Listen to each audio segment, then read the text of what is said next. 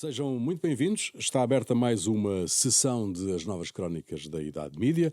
Eduardo Oliveira e Silva, Luís Marinho, Luís Marques hoje em parte incerta e Rui Pego.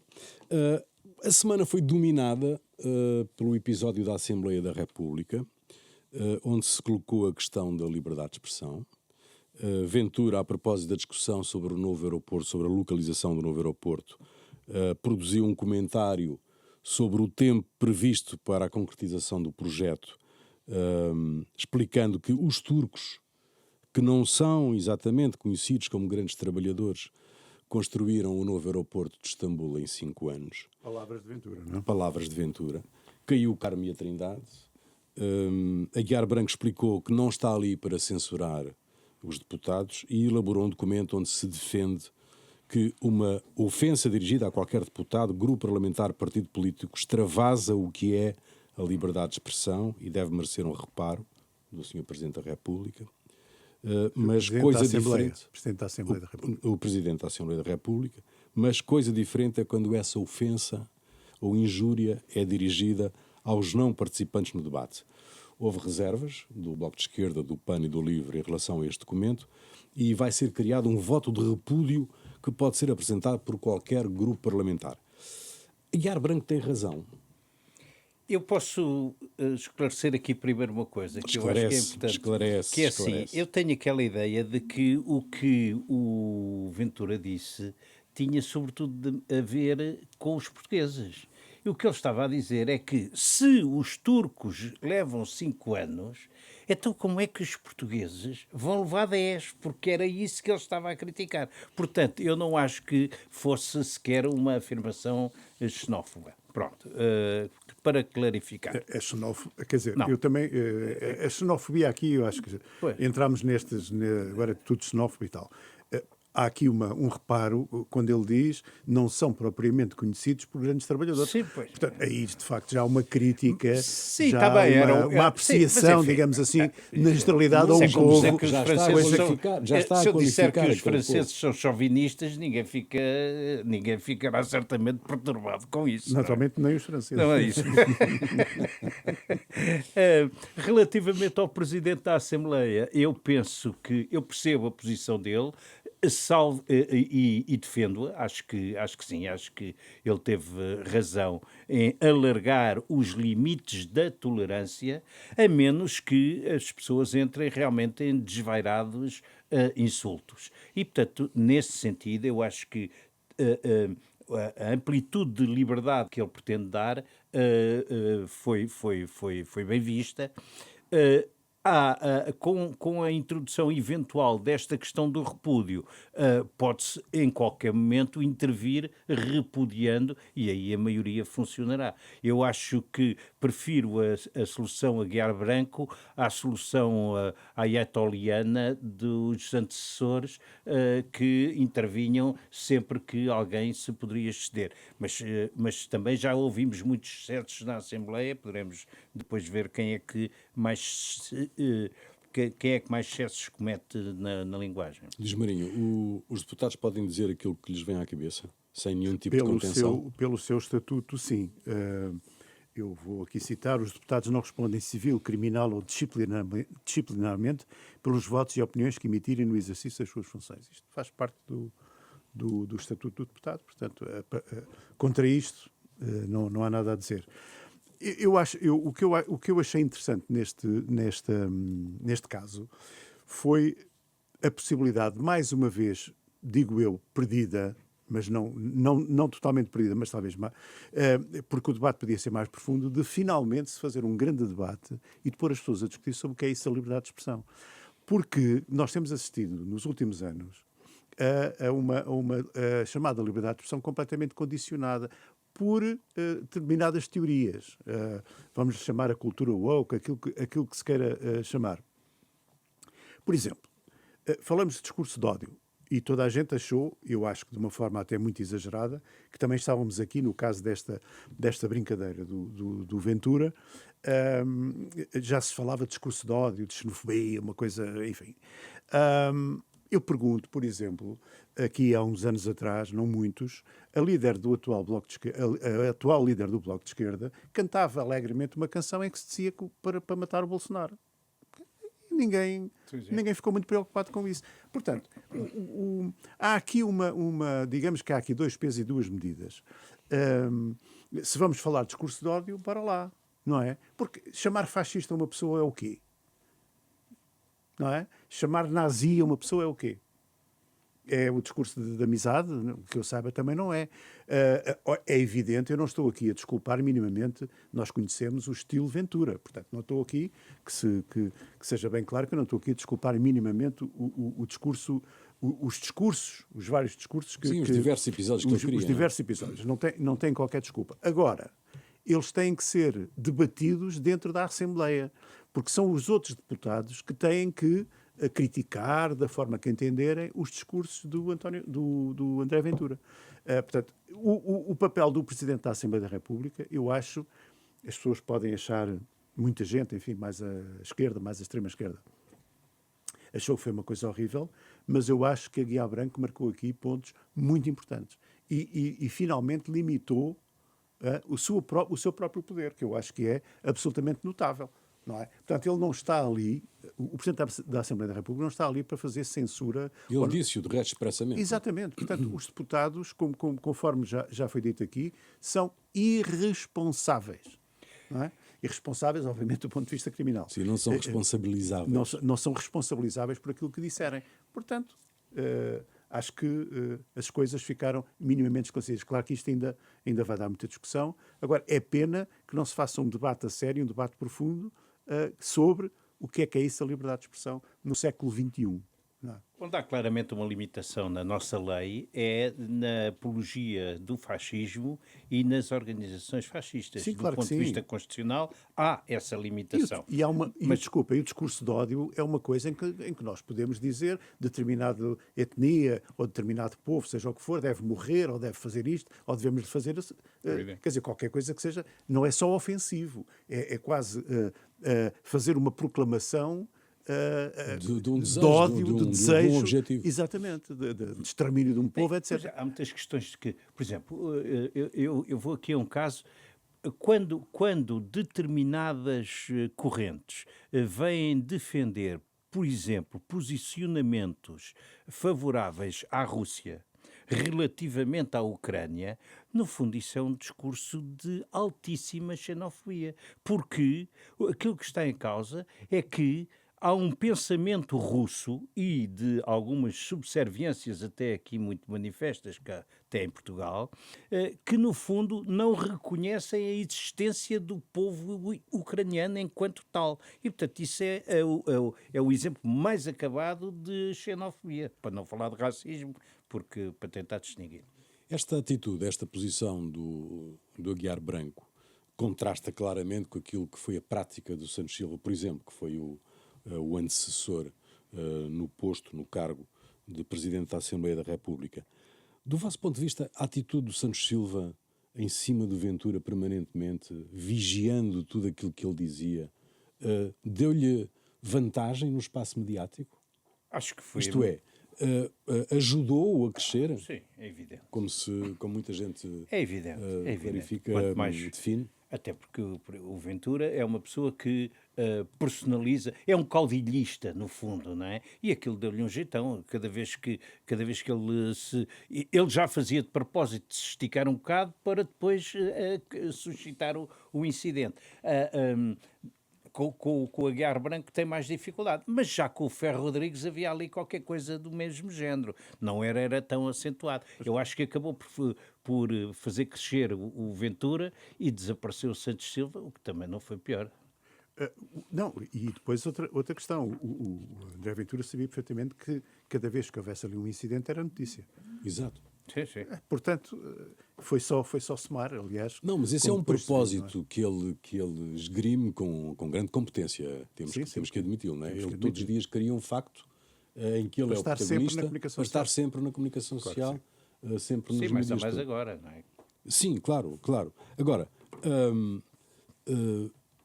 quando o André Ventura, não é, se distrai e diz uma palermice, não é?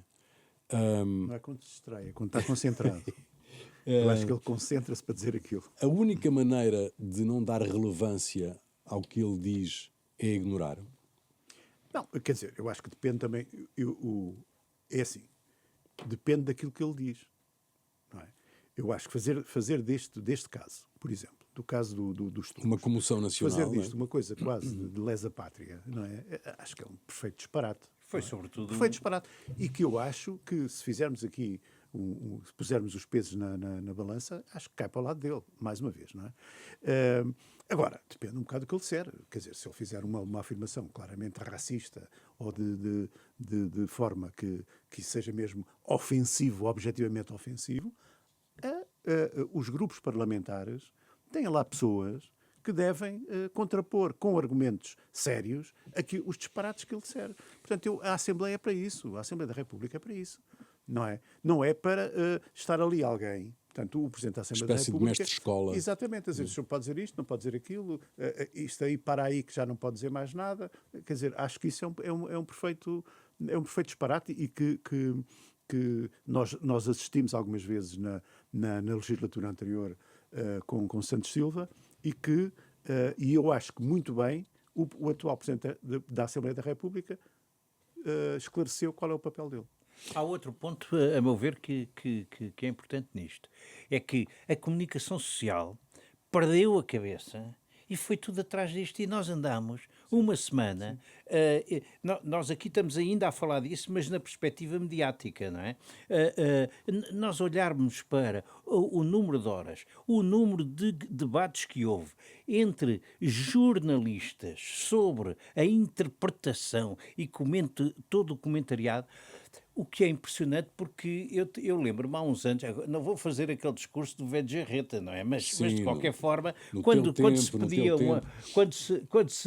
não, mas há uns anos, quando se perguntava a alguém para comentar, perguntava-se a um grande constitucionalista, a um político, não é? E hoje em dia, praticamente qualquer estagiário aparece, dá bitites sobre tudo o que aconteceu e depois espalham-se às vezes ao comprido. Mas quer dizer, o comentário também deve ser reservado para pessoas que têm alguma experiência. Eu assisti, não vou citar agora as televisões em concreto, mas assisti a debates absolutamente deploráveis sobre uma coisa que nem sequer o incidente merece este relevo. Se bem que, como eu disse, é pena que não se tenha aproveitado exatamente para aprofundar mais o grande debate que eu acho que é necessário fazer, que não se fez nessa perspectiva. Sobre o que é isso a liberdade de expressão. Mas que aí eu acho que... Estás-me a dar razão. Podias ir para esse debate com constitucionalistas, com antigos presidentes do Tribunal Constitucional, essa gente toda. Também com políticos e também com jornalistas. Não, está bem, mas quer dizer... jornalistas também têm a ver com a liberdade de expressão. Não, eu sei, não é isso, mas é que foram praticamente só os jornalistas que andaram a discutir isso. Eu ouvi alguns desses ditos debates. Pois, Ainda Ventura. Isabel Moreira e... as televisões, as rádios, os jornais se fizeram eco destas declarações de Isabel Moreira, que veio a público denunciar ofensas e injúrias permanentes por parte dos deputados do Chega, principalmente em relação às mulheres. Mugidos, sons a imitar vacas, vaca propriamente, calão para identificar homossexuais, boa noite, senhora deputada, a qualquer hora do dia, quando saúdam a deputada Romualda Fernandes.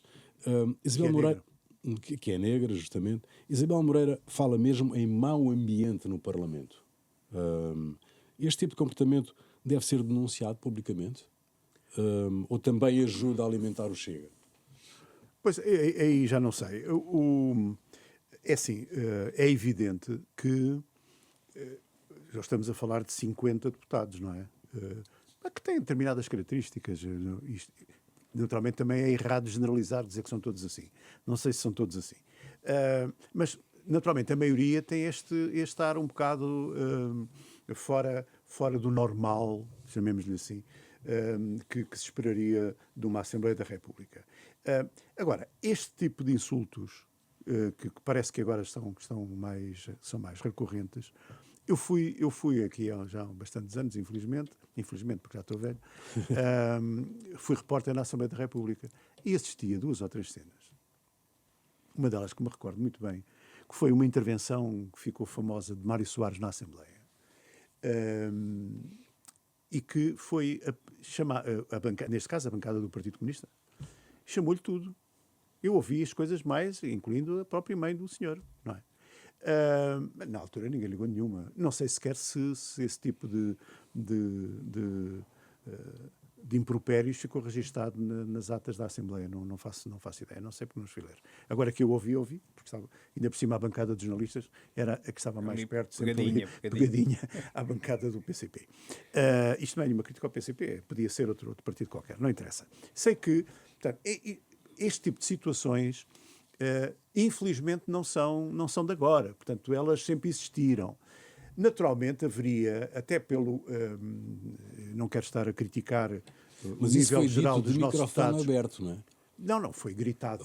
Exato. Foi gritado, não é? O que a Isabel Moreira diz é que isto é dito nos corredores, Sim, dito de microfone fechado. Eu ouvi as declarações dela. Portanto, o que é que acontece? Na minha perspectiva também, olhemos para a composição da Assembleia da República há 30 anos atrás. Quem é que lá estava? Quem eram as pessoas que estavam lá? Não é? Ou há 40 anos atrás? Quem eram as pessoas que estavam? E olhemos agora para a composição da Assembleia da República e olhemos para as pessoas que lá estão. Com todo o respeito, porque foram pessoas eleitas, atenção. Não há aqui nenhuma... mas é outra educação, eventualmente, outra forma de estar, é uma colheita diferente. Portanto, estas coisas acabam acabam por acontecer também pela formação das próprias pessoas. Não é? É evidente que nós não podemos só dizer que tudo isto é só por causa do grupo parlamentar do Chega, mas por aquelas declarações que temos ouvido e pelas denúncias que estamos a ouvir, naturalmente é muito por ali que passa. Também, já agora notar, que André Ventura também disse, ontem, salvo erro, também passa por determinadas pessoas que nem sequer lhe falam. Naturalmente terão razão para isso, não sei, não faço a mínima ideia. Mas, portanto, digamos que o ambiente na Assembleia da República não deve ser uma coisa assim muito frequentável. Muito frequentável, exatamente, é essa. Eu não tenho, enfim, relativamente ao que disse a Isabel Moreira, conhecendo relativamente bem o Parlamento, enfim, agora com esta nova componente não o conheço, mas na anterior formulação conheci, não me admira nada que isso aconteça. Para ser franco, não me admira nada. E até recordo uma cena que houve em que nos corredores um deputado do Chega quis bater no Nuno Saraiva. Portanto, sim, aqui houve, e eu penso que é o líder parlamentar atual, não tenho a certeza. Mas também recordo... É o líder parlamentar atual, mas também recordo que o doutor, o engenheiro Sócrates, um dia virou-se para o Louçã e disse: isso é a tua tia, não é? Sim, claro. Portanto, já tivemos alguns episódios. Louçã chamou-lhe Manso. Manso é a tua tia. Pois, exatamente. Não, e tivemos a cena do ministro Pinho, não é? Sim, com os corninhos. Fazendo os corninhos e tal. Portanto, enfim, isso... Mas relativamente à deputada Isabel Moreira e a determinadas expressões, eu não duvido que elas aconteçam, e isso eu acho lamentável. Porque aí sim estamos num insulto e, enfim, numa forma já muito baixa de confronto político que é inaceitável, mais a mais. Não é? Já nem sequer é confronto político. Já é outra coisa, completamente diferente. Bom, europeias, nós não podemos falar aqui hoje das eleições na Madeira, das eleições regionais, que são no dia 26, por razões óbvias, estamos impedidos de, no próprio dia, podermos emitir opiniões sobre as eleições, mas podemos falar sobre as europeias, e as europeias tiveram já 2 incidentes, do meu ponto de vista, consideravelmente graves. Uma violência do Ergt à porta da sede do Bloco, que deu ali algumas escaramuças, com a presença do juiz Rui Fonseca Icarte, que é o cabeça de lista desta organização política, e Joana Amaral Dias, que queria debater, embora não tivesse sido convidada, e entrou nas instalações da RTP e tentou forçar a entrada no estúdio. O Conselho de Administração da RTP já fez um comunicado, já emitiu um comunicado dizendo que foi feito ali um ilícito de invasão da propriedade da RTP, mas a verdade é que não houve segurança que a detivesse. Enfim, o que é que a Joana Amaral Dias quis ser notícia, portanto. A Joana Amaral Dias está a seguir, digamos que a tática e a estratégia do André Ventura. Pois é, também é preciso ver em que partido ela está neste momento, que partido neste momento ela representa, não é? O ADN. Pois, portanto, também não é de estranhar que esse tipo de situações. Eu acho que, enfim, sobre Joana Amaral Dias não há muito para dizer. Se é só isso que ela tem para mostrar do ponto de vista político, portanto, uma tentativa de forçar a entrada num debate, tem muito pouca coisa para mostrar. Convives para as redes sociais. Faz-me lembrar um bocadinho aquelas situações do MRPP daqui a uns anos, que também via assim. Portanto, é tudo um bocadinho, enfim, acho que não merece grande comentário, para ser sincero. Relativamente ao ERGT, eu tenho ali uma coisa que eu acho, lá está, não é o limite da liberdade de expressão, mas eu acho que eles funcionam no incitamento à violência. E, portanto, eu acho que, do ponto de vista da ordem pública, eles começam a ser um problema, não é? Da mesma forma que também acho que, por exemplo, esta coisa de agora os estudantes se refugiarem e fecharem as coisas por causa da Palestina, também acho que é um exagero. Não se preocupam com os tibetanos, nem com os rohingyas, nem com outros povos que andam a ser assassinados pelo mundo fora, não. É só aqueles. Portanto, mas é fruta da época, não é? Bom, para estas eleições o Chega, voltamos ao Chega, desgraçadamente, reciclou os cartazes das legislativas e, portanto, quem aparece não é o embaixador Tanger Correia, mas Ventura. Reciclou, sempre tirou Ventura. o Tanger, não é? Se calhar havia lá um com o Tanger não e tiraram pôs o Tanger. Não, eu sei, se calhar tinham pensado pôr, mas depois pensaram bem, depois das coisas que o homem tem dito, é melhor não pôr, vamos pôr, mas é o habitual, não é? Portanto, ainda pouparam no cartaz. Exato. Bom, os debates têm trazido... Este modelo parece ter algumas virtualidades, não é? Este modelo das televisões. E a rádio tomou aqui posições também muito interessantes, com soluções também muito interessantes. Parecem-me bastante mais apelativos do que aquela solução nas legislativas, que eram debates que nunca mais acabavam, às tantas já ninguém percebia o que é que estava a ver. O que eu acho de positivo nestes debates é que finalmente fala-se da Europa, não é? Sim. Quer dizer, não se fala da política interna, não é? Dos casos e casinhos, mas fala-se mesmo da Europa, com mais ou menos profundidade, obviamente saltando um ou outro tema, como já aqui falámos disso na semana passada, mas eu acho que tem sido muito positivo a forma como os debates têm sido conduzidos, isto é, os temas que têm sido tratados. Agora, depois disso, mais uma vez, podem achar que é embirração, mas eu continuo a achar um perfeito disparate a história dos pontos, de estar a dar pontuação aqui e ali, acho que continuo. E depois, de facto, os comentários eternos são 150 horas a falar. Mas pronto, é o que é, as televisões é que sabem, cada televisão tem a sua direção e eles fazem como entendem. Agora, que se tem falado da Europa, de facto tem-se falado da Europa. Também já li comentários a dizer, pois, é por se falar tanto da Europa que os debates têm menos audiência. Naturalmente é verdade, mas quer dizer, ia-se falar de quê? Sim, são eleições europeias, não é? São eleições europeias e é bom que as pessoas comecem a perceber um bocadinho o que é que está a passar, não é? Tem aspectos muito... Para já eu quero pontuar a intervenção do Luís Marinho e concordando, dou 9 pontos em 10. Isso é bom. Só 9. Né? Pontua, Eduardo. Não, a propósito de não gostar de pontuar, eu pontuo com 9 em 10. Mas eu não concordo, ia ser 10. Está bem, ok. Não, mas é importante discutir-se a Europa, é importante discutirem-se alguns aspectos da política europeia e também é muito interessante verificar algum cinismo que existe naqueles que aparecem a discutir a Europa, mas no fundo para sair de lá, não é?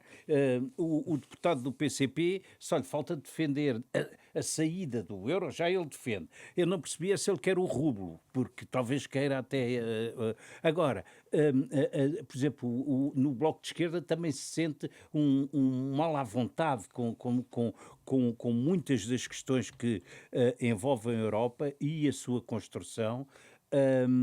E desse ponto de vista, eu penso que a grande questão que a Europa trouxe não tem sido suficientemente esmiuçada, que são os anos de paz e de crescimento que trouxe.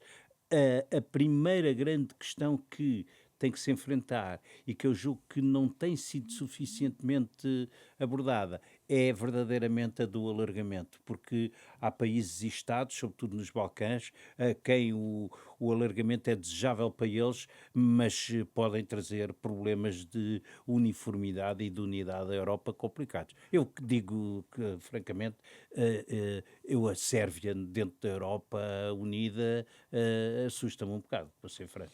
Eu queria só, ainda dentro deste tema, falar de um spot que é um spot europeu que foi feito exatamente de promoção das eleições, que eu acho absolutamente notável, que é uma conversa de avós para netos, portanto, avós que viveram a Segunda Guerra Mundial e que lhes falam sobre aquilo que eles viveram. Portanto, é uma conversa feita de vários, obviamente, avós de diversos países que, obviamente, participaram ativamente na Segunda Guerra Mundial, e portanto é uma conversa, os avós a contarem pequenos casos aos netos, e para fechar com uma frase que eu acho que é notável, que é: por favor, cuidem da democracia.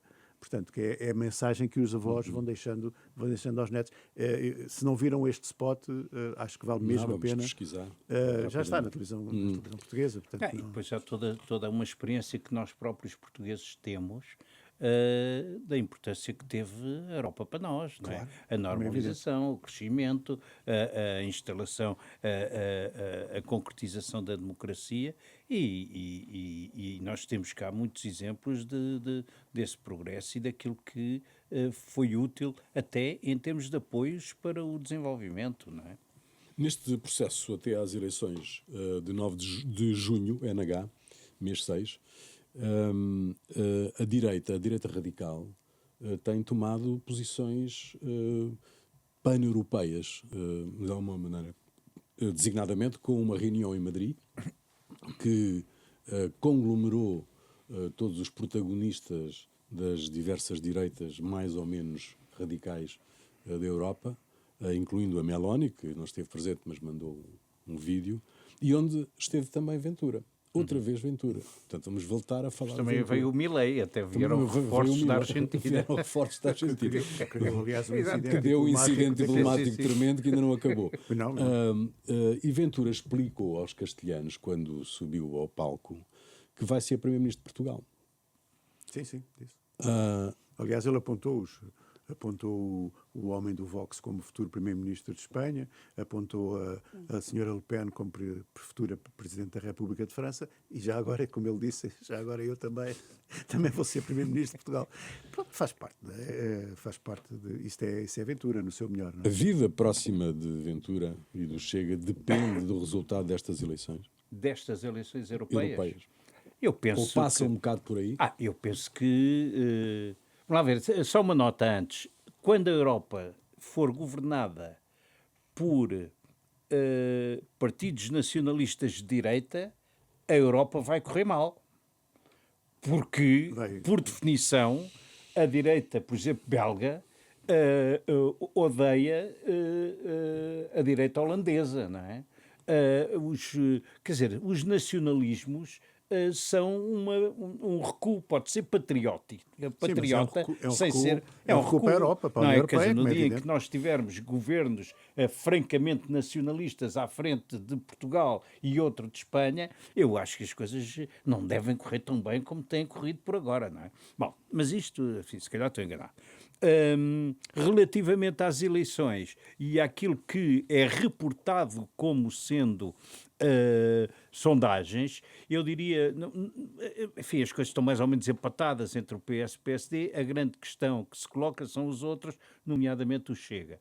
Porquê? Porque se ele desce para uma fasquia de 10, significa que pode estar mal. Se, apesar do Tanger Correia, ele tiver para aí 15% ou 16%, então é porque já tem um fenómeno bastante enraizado. Porque já Porque tem o não há eleitorado pior consolidado, candidato não que é? aquilo, não é? Quer dizer, o homem, coitado, não acerta uma, não dá uma para a caixa. Tentar perceber sim, se portanto, o eleitorado está devidamente consolidado. exatamente, Está mesmo consolidado. Pois. como antigamente havia aquela coisa, a gente já sabia que o PC tinha 7 ou 8%, não é? Depois, pronto, a ideia que eu tenho é que nesse sentido serão importantes esses resultados. Eu também dou 9 ali ao...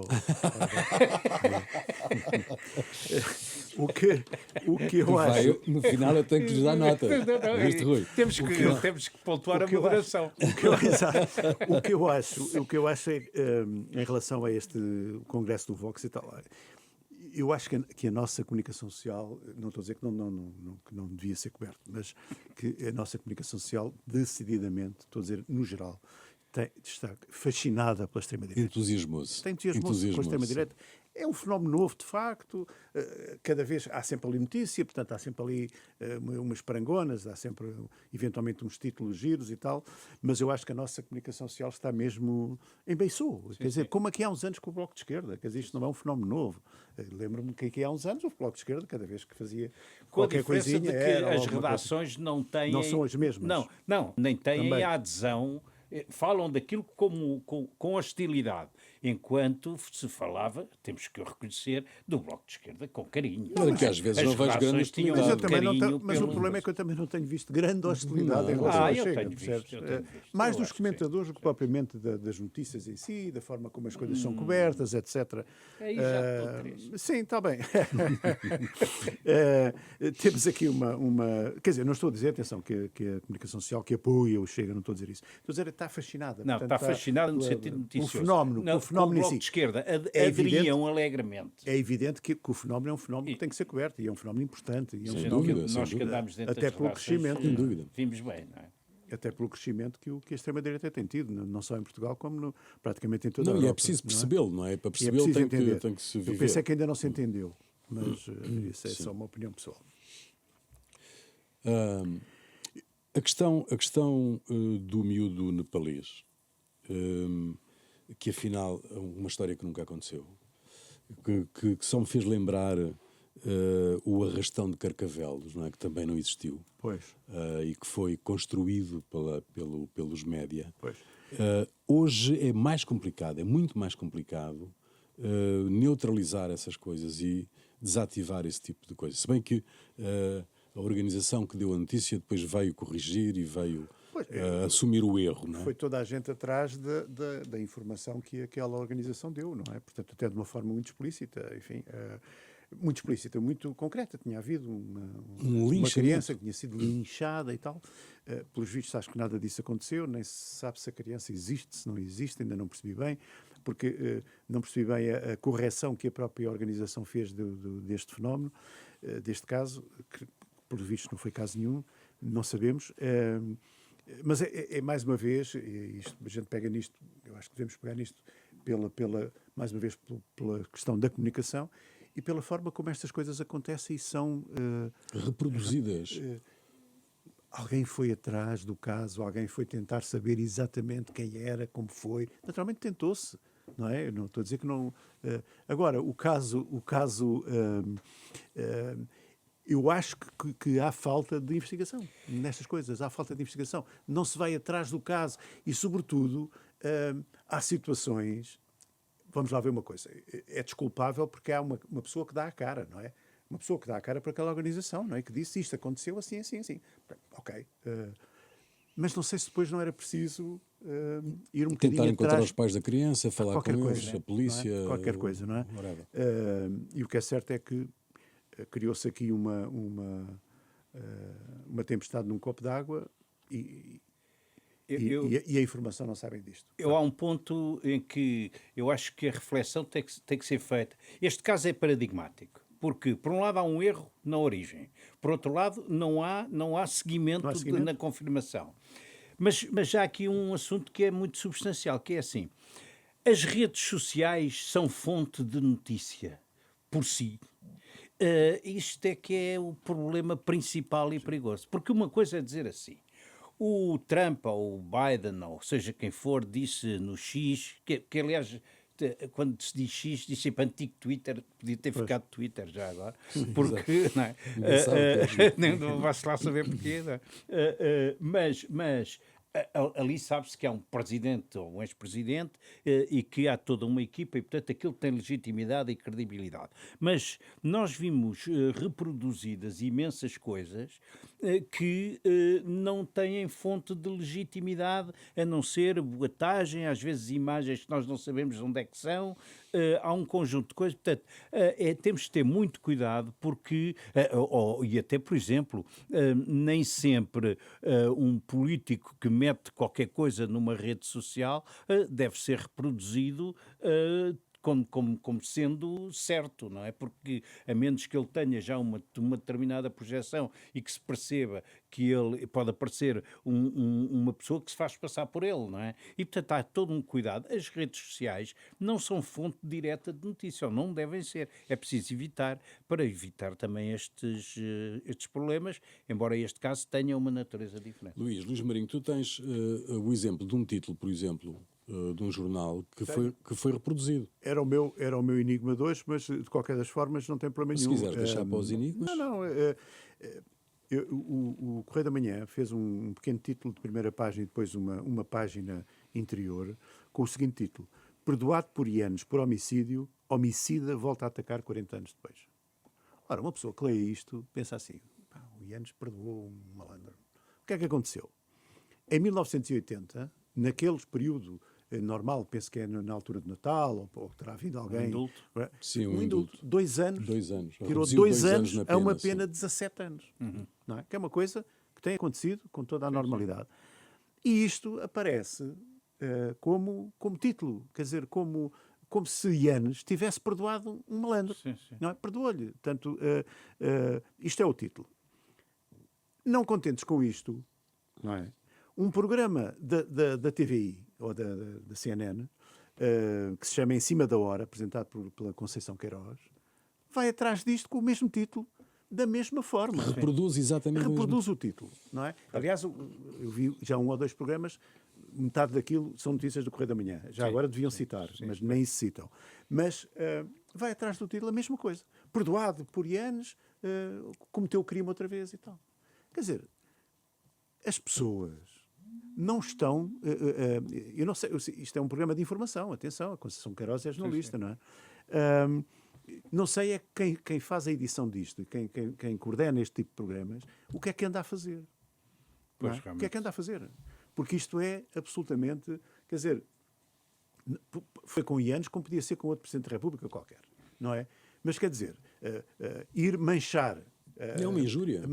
Na prática é uma injúria, porque perdoado, Sim. um indulto é um perdão, quer dizer, muito, muito limitado. Não foi, Ianes não perdoou coisa nenhuma. Indultou. Retirou-lhe. Aliás, e a gente sabe como é que essas coisas acontecem. Há um grupo de pessoas, uma comissão que analisa os diferentes processos e escolhe e propõe ao Presidente da República meia dúzia de pessoas que, no entender dessa comissão, merecem, portanto, uma redução de podia ter pena. acontecido a alguém que foi apanhado com uma amnistia papal. Sim, não é? agora, Quer 40 dizer, anos depois, a pessoa volta a cometer um crime e o título é Perdoado por anos, quer dizer, Sim, francamente, sim. parece um bocadinho abusivo. Não é? E depois reproduzido por outros órgãos de comunicação social. Muito bem, já a seguir, os grandes enigmas.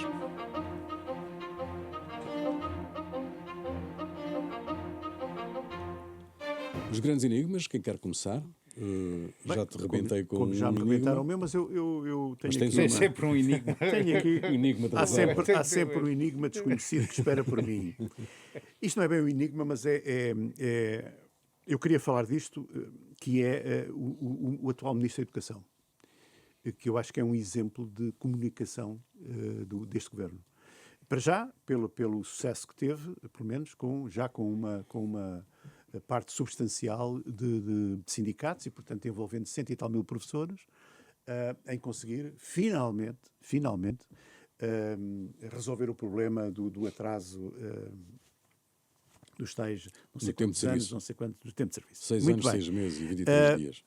E virando isto para enigma, é assim, será que ele tem alguém que está a gerir a sua comunicação ou é ele próprio eu vi uma entrevista que ele deu na SIC e achei que Muito bem. muito bem. Muito bem. Ele é sereno, tem toda a tranquilidade. Explica tudo, não vai tudo. atrás sem ser E não se muito intimida hostil, com a não se agressividade intimida do pivô. com a tentativa, obviamente, sempre ir buscar o lado Sim, negativo sim. das coisas. Sim. Esteve, aliás, muito bem.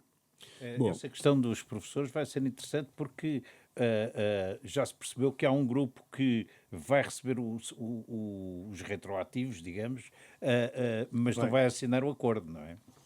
Bom. Sim, dois, aliás, dois, o Stop e a FENPROF. Bom, o meu também não é um enigma, mas a GNR deteve 10 pessoas suspeitas de pertencerem a uma rede de tráfico de droga que opera no Grande Porto. Nas buscas efetuadas, a polícia apreendeu um sortido fino de estupefacientes, haxixe, cannabis, cocaína, heroína, substâncias psicotrópicas e cogumelos alucinogénios. Milhares de doses que davam para fornecer um exército. Isto, claro, se o exército estivesse para aí virado. Portanto, coisa pesada. A local do Correio da Manhã não diz se houve denúncia. Presume-se que a polícia fez o seu trabalho sem ajudas.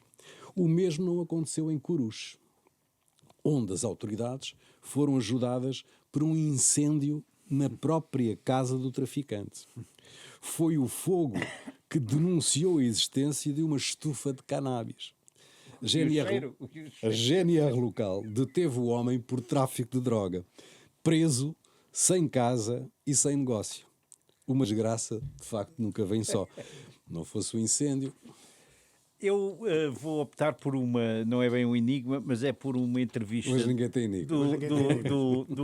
Não, é assim, o presidente da TAP deu uma entrevista a um jornal internacional em que diz uma coisa, se me perguntassem, a minha recomendação seria que o governo mantivesse uma posição dentro da TAP e não vendesse totalmente o capital. E o ministro mandou calar, não é? O ministro disse-lhe para ele gerir a companhia, que tem bastante que fazer e que deixe isso para o acionista. Bem. Eu acho que o ministro Pinto Luz fez muito bem, até porque a TAP no primeiro trimestre perdeu 71,9 milhões, portanto convinha que o Mas vai recuperar presidente agora, que o presidente tivesse atento a esse fenómeno, porque realmente a TAP é uma grande companhia, todos nós precisamos dela, mas o acionista tem o direito de determinar.